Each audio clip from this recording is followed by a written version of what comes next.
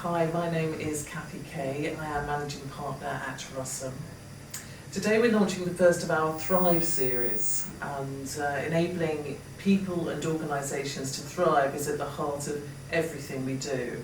And today I'm delighted to be joined by Cephas Williams.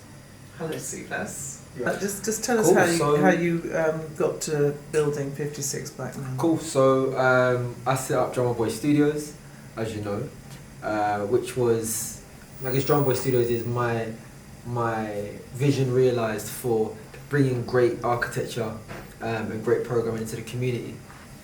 And I felt like, no one was doing this, and in fact the opposite was happening. They're knocking down buildings and they're gentrifying it. My real motivating factor was, if I don't step out and do this now, no one's going to do it. In tangent with that, for me it was about building up the right mindset, and that came from when I was depressed and suicidal. I was in a space where I didn't want to be alive many years ago, so when I was like 16. And I took everyone out of the world, and I imagined the world of just me, so everybody. And at that point I came to the conclusion that without people there'd be no reason for my existence. So I added everybody back in one by one, and I came to the realisation that without people there's no purpose.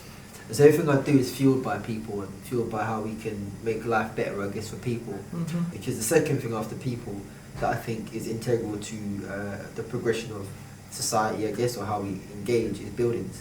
As a concept, I feel like I should have got more support than I got from my local council and the powers that be, and I couldn't explain for the life of me why these lot weren't getting behind what I was doing.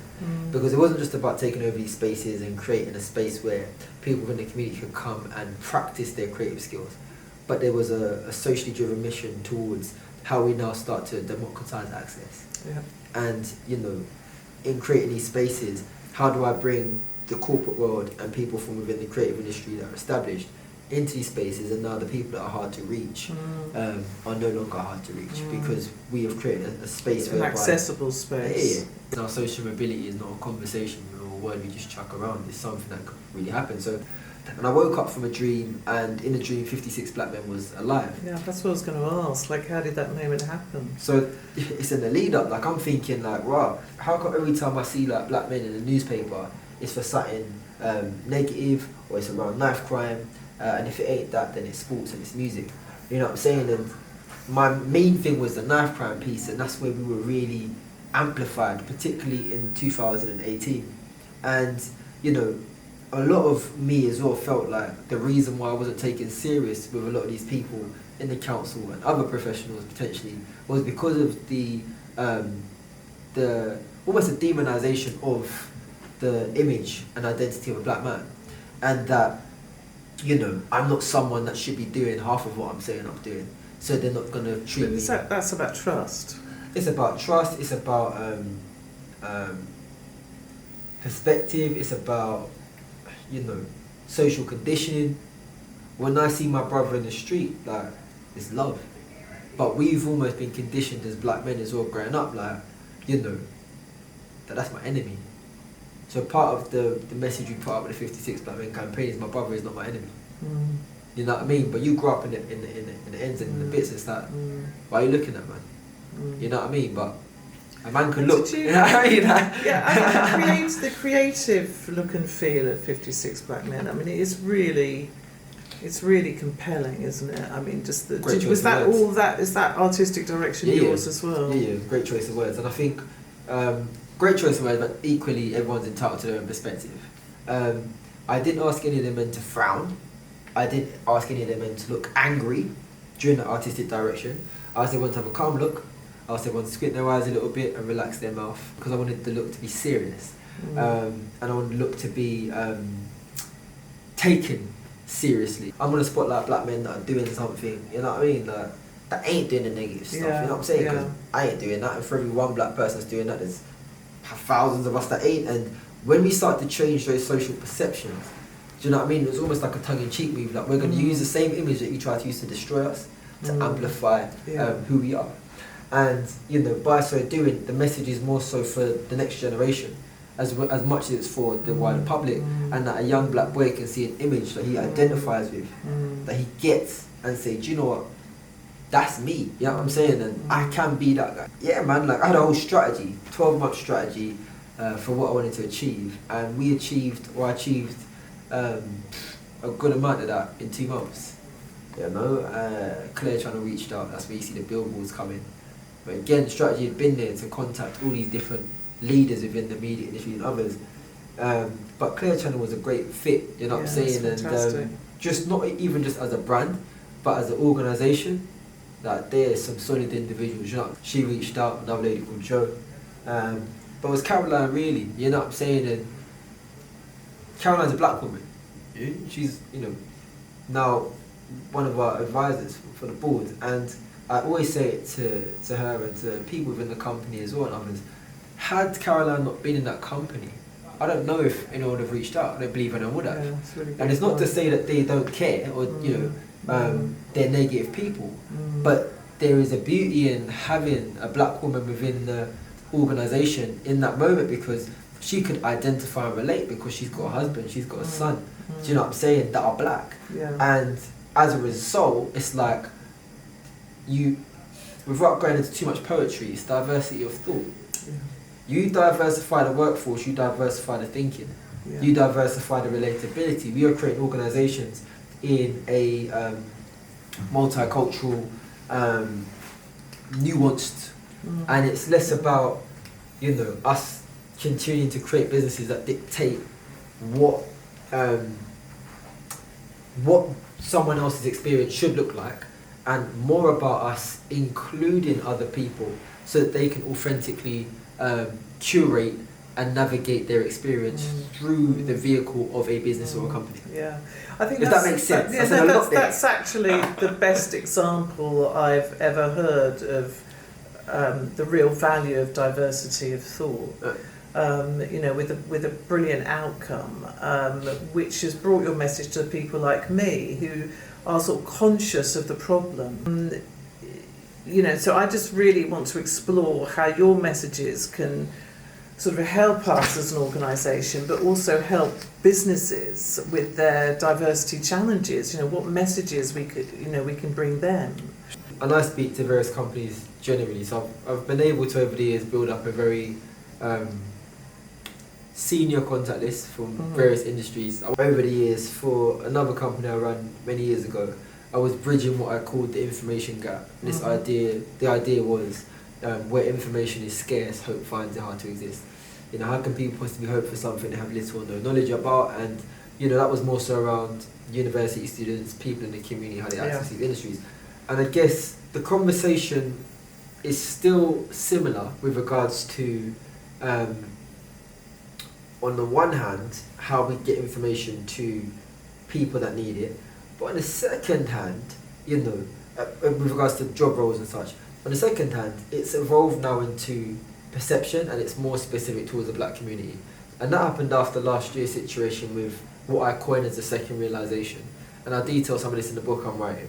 And the idea that once I really started to appreciate how unfair it was for the black community and the black conversation, I focused a lot of my efforts on progressing that narrative, because by the time I'm 50, my kids shouldn't be having the same conversation. I thought that's the case because we have, as a country, been uncomfortable about the conversation of black people. I used to say we were uncomfortable about the conversation of race, but actually we're not uncomfortable about race. We chuck out BAME, Asian all day long. But as soon as we start saying black, people are like, maybe we shouldn't be too specific. And then linking that back into kind of what I talk to companies about now, it is very heavily about how we progress the conversation of the black narrative and how we start to compartmentalise lived experiences. I think it's very disingenuous of anyone that doesn't have a lived experience to speak on behalf of it or to spearhead that conversation.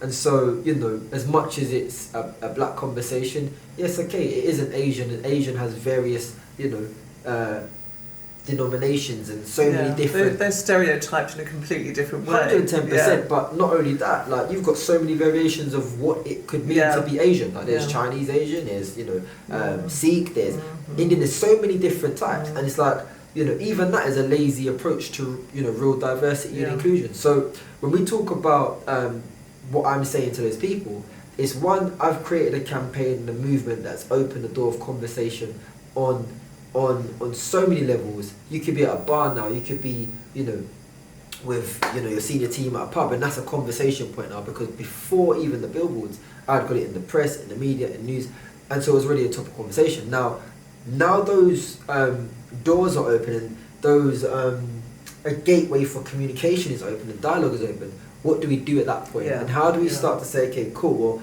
this is the reality of some of these situations. This is how we can better navigate the conversation from a black perspective. How can we take that, approach and that formula and apply it to how we start addressing other issues? What is the black narrative? What does it feel like to grow up in those bits and, feel like you're on the other side of the river where you get a sort of opportunity? You know what I'm saying? And who are these people? How do we better amplify their voices? Not just men now, the wider black community. And what does progression look like for the next 25 years? And how do we make sure that 25 years from now we are not having the same conversation? And then how do you amplify and empower other people? Like, people are looking for action plans. We're not generally very creative, are we? Yeah. So for me, it's a great question. For me personally, they need to start getting comfortable with saying black and supporting black, because I ain't gonna change. First. Yeah. And then when we get comfortable with doing that, let's start organising moments that are curated towards the black community to start bridging that gap. Yeah. Now again, I talk about this very primary level approach whereby we start to change the language, the tones, the perception. But then there is a secondary approach and there's a tertiary approach. And I'm not going to do all of them necessarily.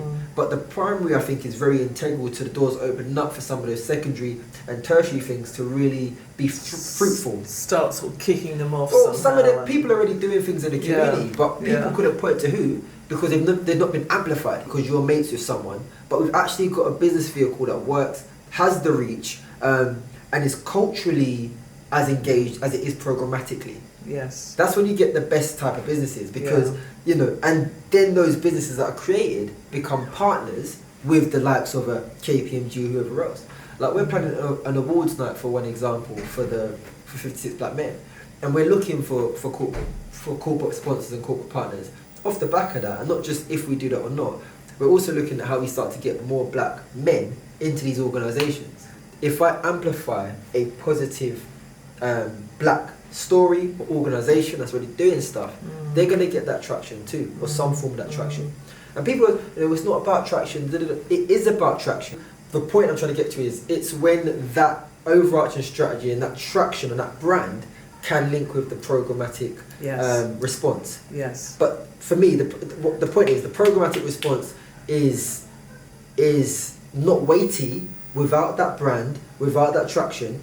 How are we acting as a brand to make sure that they are committed to, over time, consistently investing in all of these different initiatives? That is the thinking. And it's about it being black, because it shouldn't be 5% of your budget that goes towards the whole of your diversity and inclusion. You know how many? 5%, bro. For everything.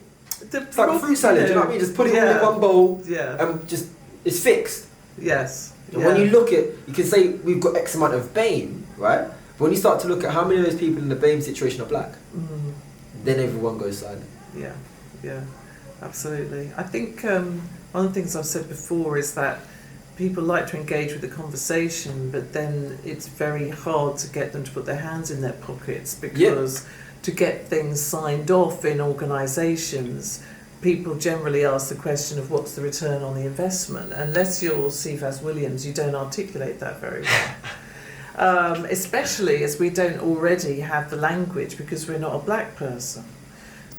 The point you quite rightly said is, it's hard unless you can articulate it. And, how do you then go back and what's the return on investment? Now, for a brand like 56 Black Men, not only is it brand enhancement for a company that aligns with a brand like 56, you're talking about how do you become a trustable brand for the black community. How do you show you really care? How do you start to diversify? And I hate having to say stuff like, oh, if we diversify the workforce, statistics show that you'll make more money, statistics show that you'll have if you're having to tell people that it's just that you're going to make more money through statistics for them to do the right thing, then it's a lost battle in the first place. Yeah, I couldn't agree more. People cough out 50 grand for nothing. because they're mates with someone. And they had dinner in Sloane Square or Knightsbridge. It's like, well, okay, do you know, we've got 100 grand on the balance sheet that we could do, you know. People put down hundreds of thousands on nothing. So when I'm out here saying we've got the traction and we should be supported by some of these companies that are given salaries of 700,000 and above, public record, right? It's a no-brainer. Even if you gave man 100k, like, we could revolutionise the whole thing. I did all of this with no money. And again, it's not just about me doing everything. Like, yes, we're very happy to go into organisations and we've got a whole strategy around what we can do with younger people, and it's more so around the changing of minds. But there's so many other black people, and black men particularly in this case, that have got organisations and things set up that could do with the extra funding. We are very happy to be that gateway organisation. Part of the strategy is to raise the finance to invest in some of these companies over time. Okay. So our board directors are typically white. We're taking a message to them in a couple of weeks' time. You're going to be talking to the lucky people that have managed to get a ticket, which is now fully subscribed. What do you want their takeaway to be? It's a great question.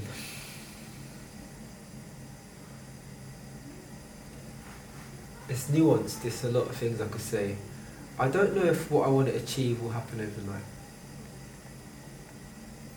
I don't know how long I'm going to have to do this for no money and all that kind of stuff. I would want them to do what they know they can do to advance the conversation, financially and strategically. These people in very strategic positions. And I guess also this is why the traction and the brand is so key. Some of those people are very powerful people potentially, but when they go back into their personal boards, they're not the only person. And now they have to convince a room full of other people who weren't there why they should get behind it. Yes. And so I want them to take away things they should potentially already know, but you know, what it means to be black living in the UK.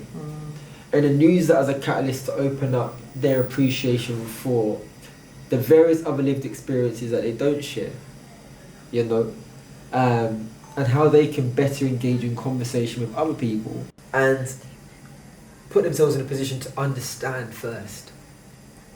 And, you know, that's through dialogue, that's through listening, and I'm going to touch on some of this. Sometimes, you know, some of the best leadership traits are not just saying we're going to do this, but sitting back and listening first. Gosh, I'm quite moved by that because it's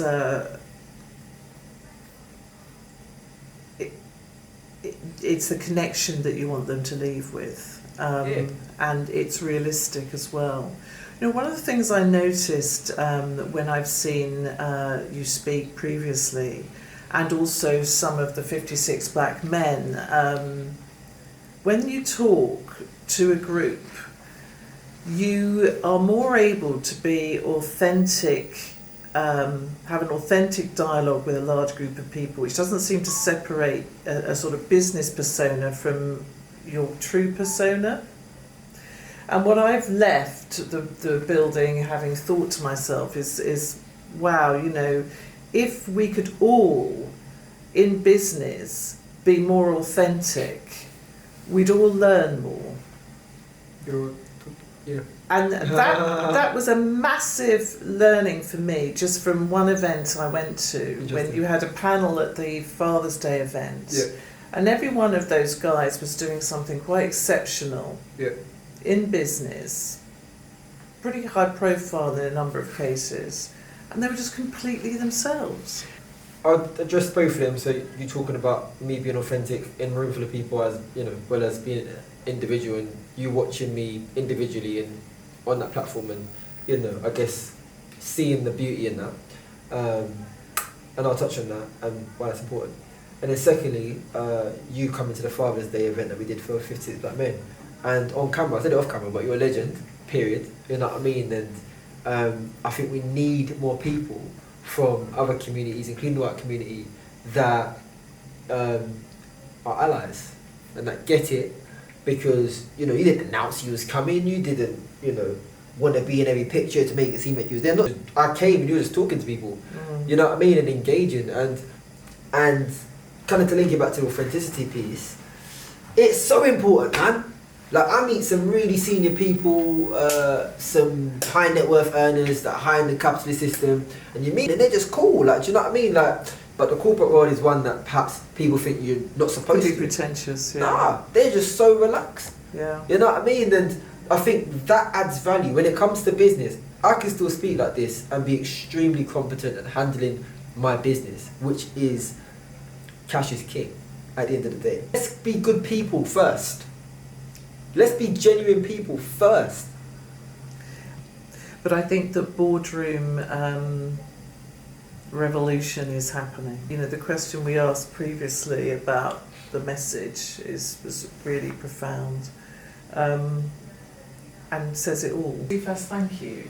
It's been a really interesting conversation, and for me, you've certainly opened my eyes and helped me understand some of the experiences that you and the black community go through on a daily basis, and I thank you for that. I appreciate you having me.